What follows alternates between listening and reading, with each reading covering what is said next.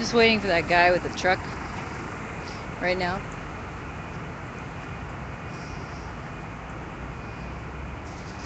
The guy comes by and honks. I'm still trying to, sorry about the vertigo, people. I want to catch this guy on the camera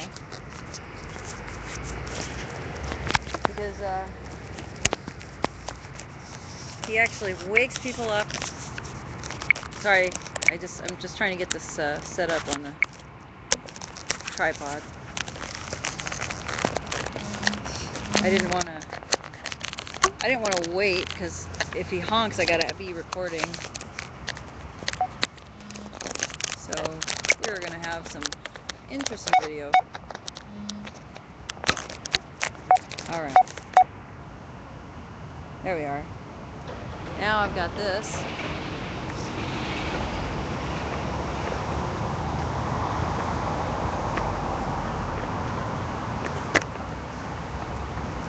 See if he comes by. Does someone wave at us? No? Oh. Alright.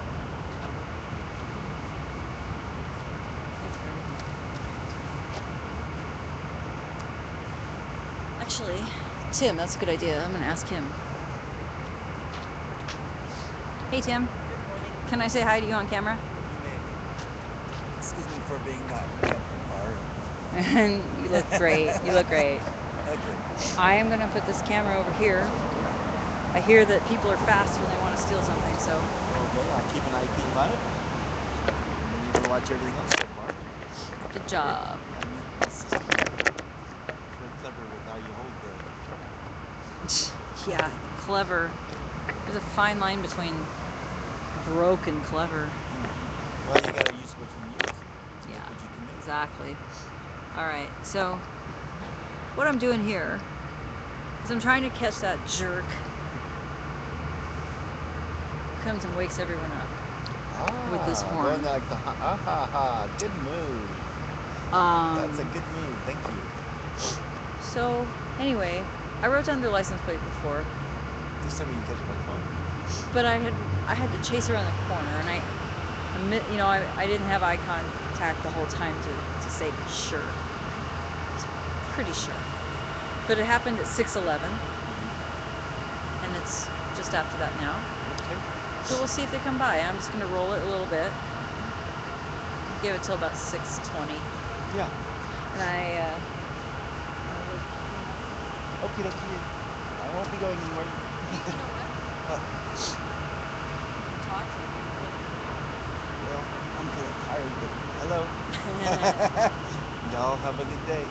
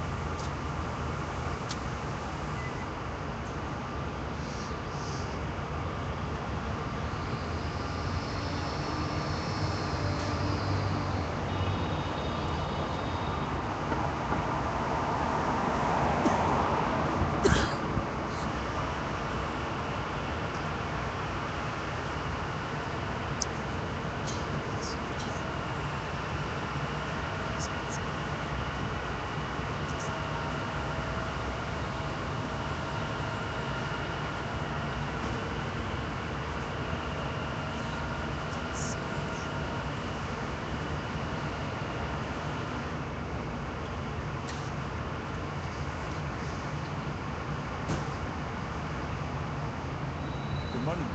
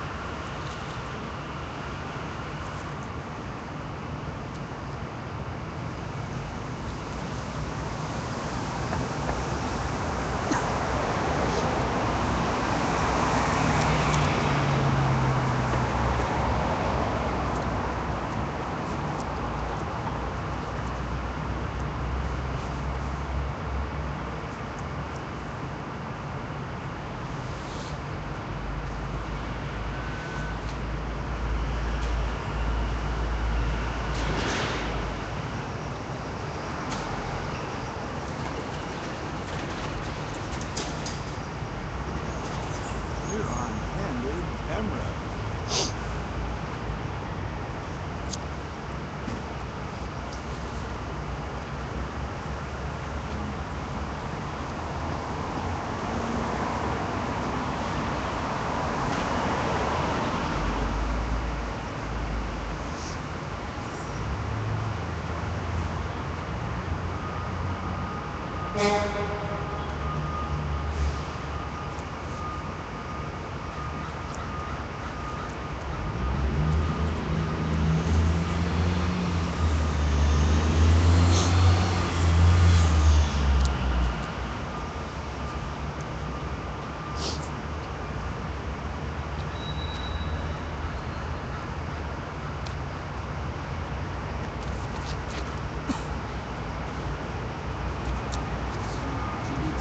Cards for next week.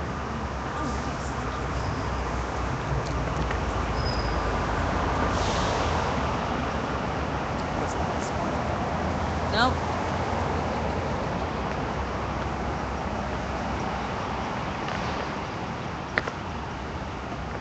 So, I guess our fella's not coming. It's either running late or he's not doing his work.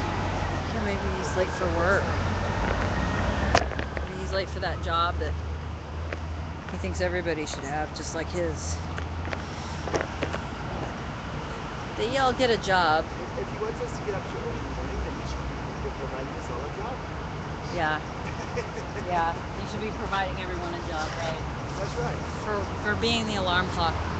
No, people say get a job to other people who are volunteering and who are advocates. Well, we're volunteers, so we have a job. Exactly. And our job is to be right here and making a point. You know, Tequila said, what would you feel if you couldn't do what you were doing? And you and I, well, we would feel terrible. Well, we're not doing what fulfills us. And this guy, what would he lose? Well, he'd lose money. That's it. What are you working for? Working for money. And that's it. So this whole get a job mentality, the thing is they have kids, so they figure, okay, I'm doing this for my kids. What are your kids doing? Are they going to work for their kids, and they're going to work for their kids, and all they're doing is using up resources and having progeny who will use up resources. And meanwhile, our country goes down the tube. Because they got their, they got their morals. Their morals. Yeah. Parasites is what we're talking about, isn't it? Yes, they are.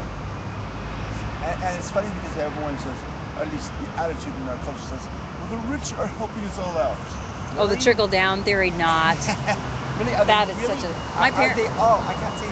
I know people who believe that. I can't say all aren't, but a lot are more taking advantage of our society than they really admit to be.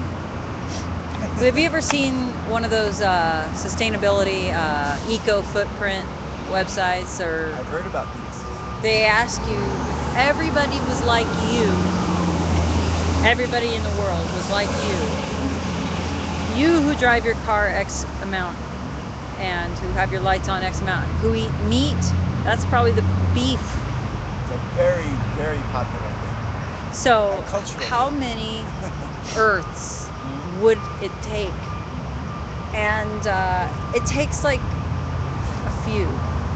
For a lot of Americans, if everybody was like us, it would take more than one Earth to sustain us, and very often like 3 or 7 or something, especially in the United States. There's an accusation of the United States being the leech of the world. So unfortunate. Yeah. Yeah. Anyway. I don't espouse that, but that's what I've been told, and I do see a lot of bad things that occur that we take for granted that it's okay to do this and it's okay to do that. And it's like, but people don't think, should I do this or should I do that? Does that make sense? Well, there isn't really much cultural basis here for the idea of doing the right thing because it's the right thing. Right. It's much more easier to do inconvenient. I kind of like what Dana Carter would say. The old lady would say, in that special. Dana Carter. Good old Carvey. He's Well, great, isn't isn't that he, special? Carvey? This guy's Yeah, such a but weird she, buddy. you know, the church lady also said something about tight pants around your bulbous area. Rick Ocasek. So, I don't know. That was not my favorite. Rick Ocasek. But I find him quite so it's a little over the top. That's okay.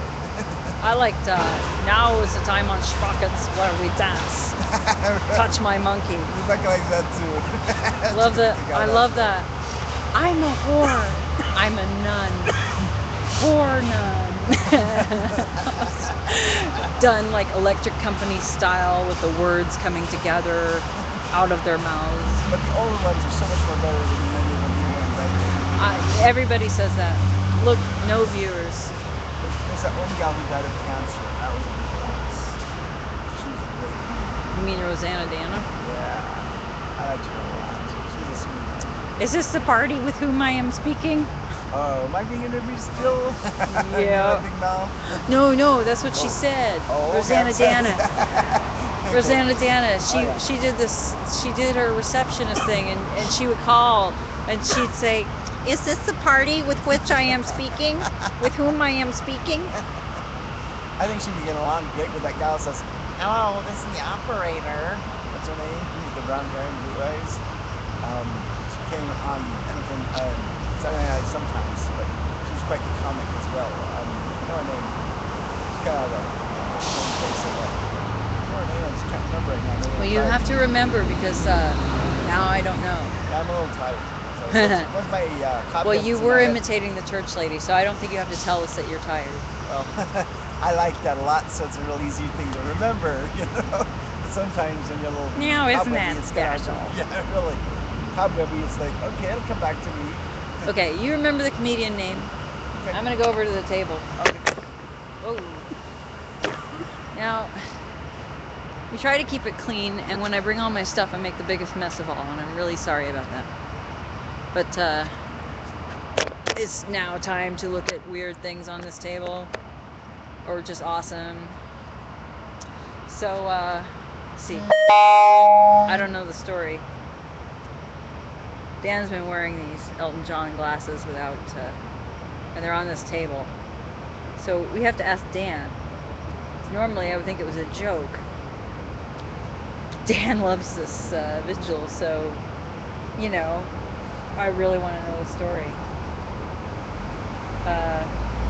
Here's something, this piece of metal. You see this? Say spoon.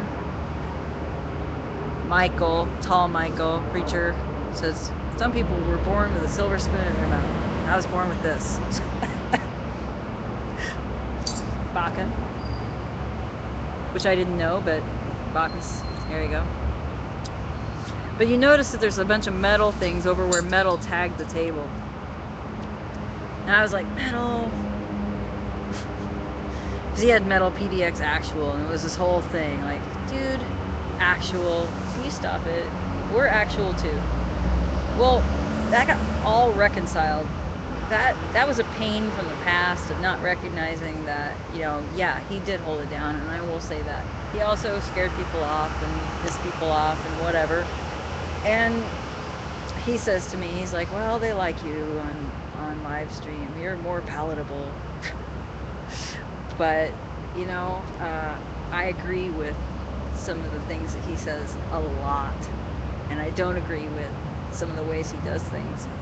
And I have had really good conversations. So when people were like, Edel's upset at the Vigil, I'm going to say, you know, that was a real grievance, because when you put in work to something, even if you have people who don't like what you're doing or what you say, you put in work and get something in the early stages, put your heart in, and then they forget you, you know, you move on.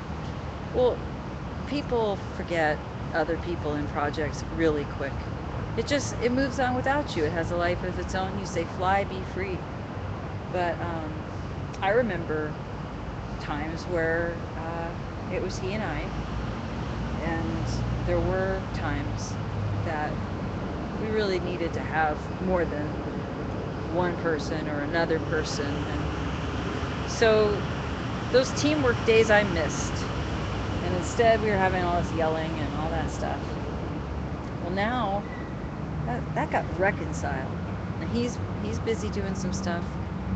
But what happened is other people started signing it. Now I'm sorry about the kind of colonial colonization thing where you have to sign your name about everything. But on the other hand, the way to look at it might be people put their heart and soul and they're proud and they sign their name. And everybody can, you know. Later Metal said that. He goes, you know, anybody can. Wouldn't it be beautiful if everybody did? I don't know. 6 on 1, half a dozen. But they have. And you know, Mr. 60 gave us this free and clear. It's okay. So, you know, I finally was like, all right. I put my little Ant-Man with a heart. And I found other people's down here. You know, as long as everybody realizes that this is for everyone, and we're in solidarity with each other, whether we have houses or not. It just changes every day, you know. I'm sure that there's some people who are going to look at this and go, this is a tribute to anarchy, because Mr. 60, when he built it, put his anarchy symbols everywhere. And so what, you know? I mean, if you're a Twitter brain and you can only think in one sentence, 40 characters or less, then yeah, okay. You're going to just go, oh, yeah, they just did this because they want to put anarchy symbols on everything, and their notion of what anarchy is, which is what mine was, and I'm learning. Right, so that changed my attitude toward those symbols, changed with people. This stands for Yahweh. This is Michael. This came from a root of a tree, and it was uprooted.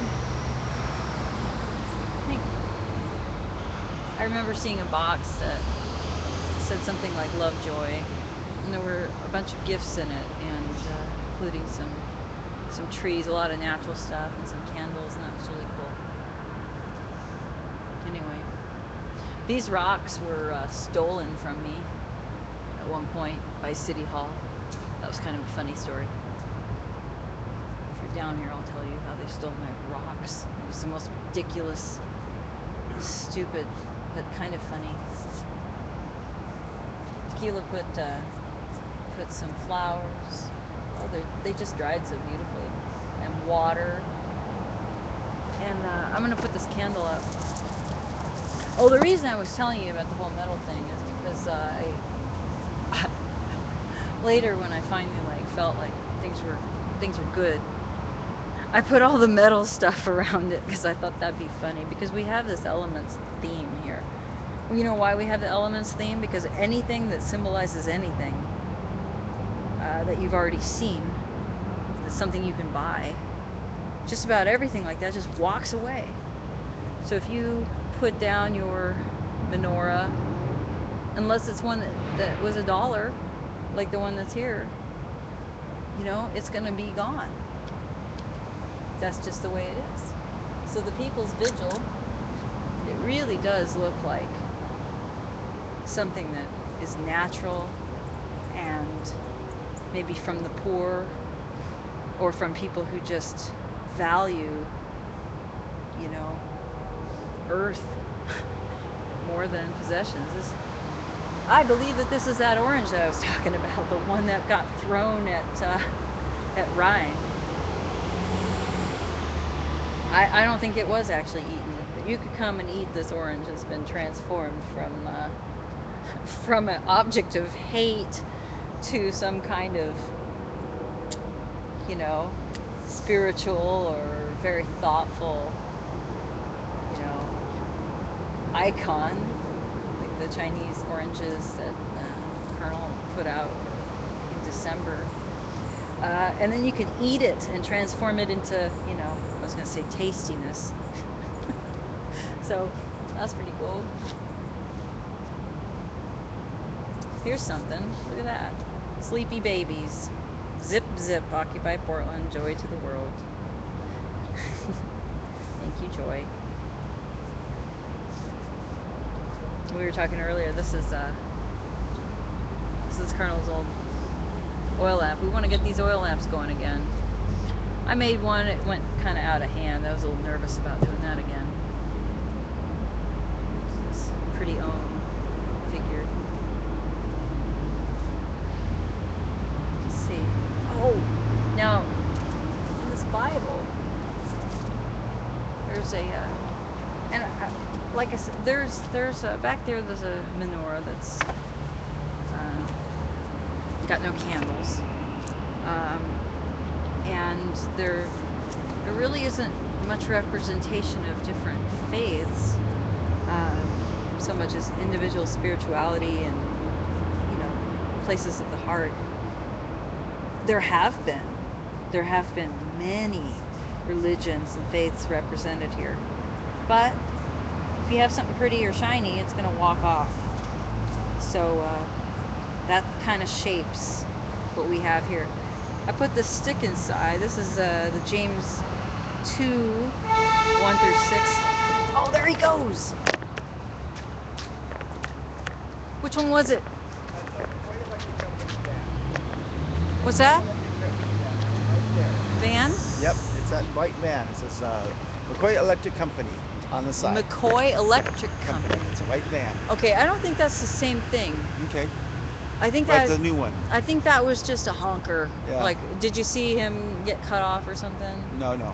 He wasn't cut off for anything. He was just being obnoxious. Was he really? I think so. McCoy and Company. Yeah. All right. Electric Company. So I guess we got more than one honker. Yeah.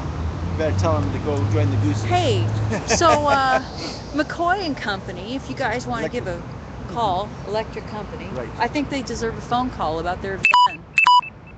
Yes. Right on. I agree. Good job. Good job. I sure will. You guys do that?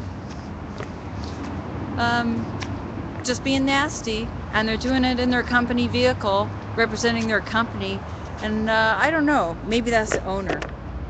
Maybe they'll be happy, but I would like to let them know that it looked pretty bad to me.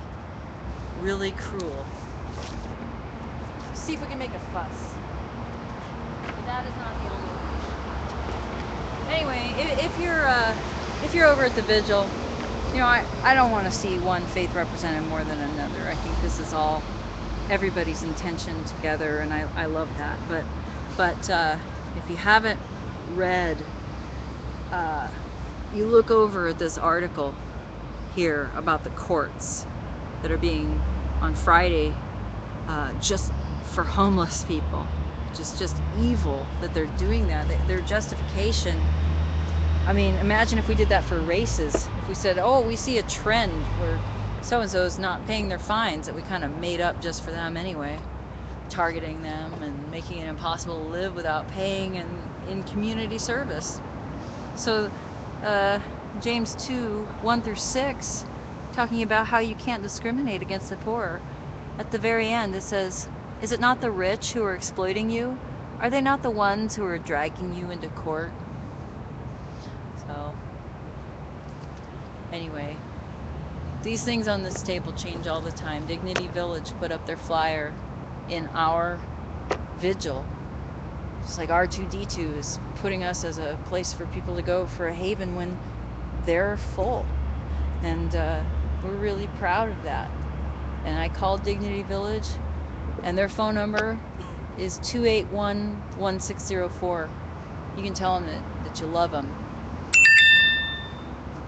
So we'll talk to you later, you streamers. Thank you for being here.